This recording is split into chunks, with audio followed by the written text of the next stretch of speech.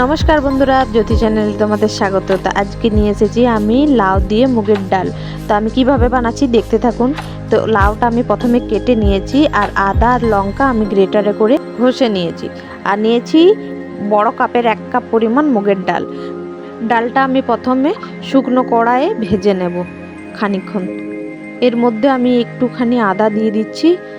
আদা দিলে ডালটা সেন্ট খুব সুন্দর হয়, তাই আমি আদা দিয়ে একটু ভেজে নেব। এটা লাল করে যখন ভাজা হয়ে যাবে, এই দেখুন, আর খুব সুন্দর গন্ধ বেরিয়ে এসেছে, তো তাড়াতাড়ি এটা নামিয়ে নেব, কেননা খুব বেশি পুড়ে গেলে আবার ডালটা সেদ্ধ হতে চাইবে না।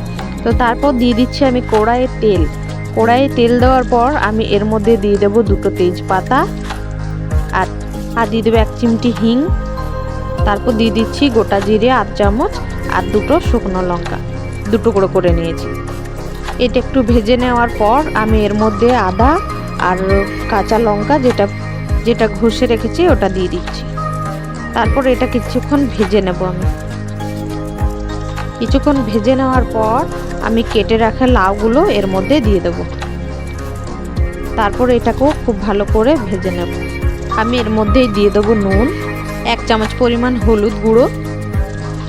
তারপর ভালো করে আমি এটা ভেজে নেব।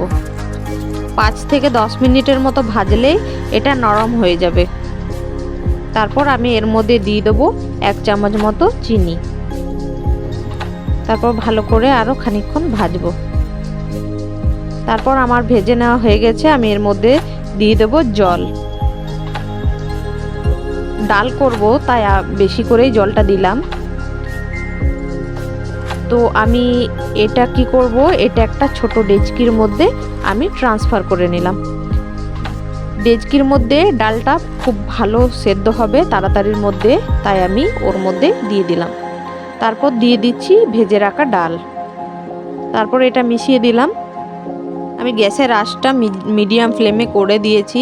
এটা খানিকক্ষণ ধরে হবে, ডালটা যতক্ষণ না সেদ্ধ হয়। তো মাঝে আমি একবার চেক করে নিয়েছি। তো চেক করে নেওয়ার পর যখন ডালটা পুরোটাই সেদ্ধ হয়ে এসেছে, এই দেখুন পুরোটাই সেদ্ধ হয়ে গেছে। এবার এর মধ্যে আমি দিয়ে দেবো ধনেপাতা কুচি। আপনারা চাইলে কারি পাতাও দিতে পারেন, তারও স্বাদ খুব সুন্দর হবে। আমার কাছে ধনেপাতা ছিল তাই আমি ধনেপাতা দিয়েছি। তো এটা ডালটা কমপ্লিট হয়ে গেছে। এবার আমি গ্যাসটা বন্ধ করে দিলাম। তারপর আমি এটা বাটির মধ্যে নিয়ে দেখাচ্ছি কত সুন্দর দেখাচ্ছে। এই দেখুন লাউটাও সেদ্ধ হয়ে গেছে, খুব সুন্দর একটা গরম গরম ভাতে খুবই ভালো লাগবে। অবশ্যই আপনারা ট্রাই করে দেখবেন কেমন হয়েছে। আর যদি ভালো লেগে থাকে তো অবশ্যই একটা লাইক, শেয়ার এবং কমেন্ট করে জানাবেন কেমন হয়েছে। তো আজকের মতো বন্ধুরা এখানেই ভিডিওটা বন্ধ করছি। সবাই ভালো থেকো, সুস্থ থেকো এবং আমার নতুন নতুন ভিডিও দেখতে থেকো।